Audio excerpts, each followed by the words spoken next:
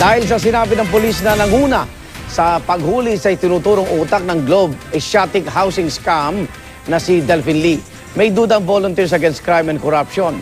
Hindi raw kaya nag-ambag si Lee sa kampanya noong 2010 ni Pangulong Aquino. Ang sagot po ng kampo ng Pangulo sa report ng saksing si Ruth Cabal. Nakakulong man ngayon si Delphine Lee ang umano'y nasa likod ng 7 billion peso Globe Asiatic housing scam at kabilang sa top 5 most wanted ng PNP, hindi pa rin matahimik ang Violence Against Crime and Corruption o VACC. Duda ito kung bakit inilipat sa probinsya si Senior Superintendent Conrad Capa, ang pulis na nanguna sa pagtugis kay Lee, at kung bakit kailangan pang batikusin ng Pangulo ang pagsisintir ni Capa sa media. I really think that's the service a disservice. Okay. Pinahamak niya yung institusyon. Instead na sana bigyan ng commendation, tinapon pa sa ibang lugar at binigyan po ng batikos sa kanyang speech is unprecedented in the part of the President.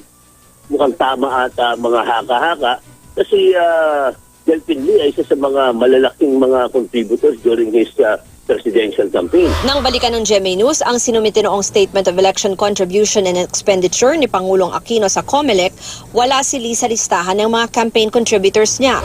Tinanong namin si Jimenez kung saan galing ang kanyang hinala tungkol sa pagiging campaign contributor umano ni Lee. May nagsabi daw sa kanyang very reliable sources umano. Gayunman dahil wala naman raw sa listahan si Lee, dapat daw itong imbestigahan. Pero tahasan na itong tinanggi ni Finance Secretary Cesar Purisima, campaign finance head noon ni Pangulong Aquino. Di naman sumasagot sa aming mga tawag at text ang mga abogado ni Lee.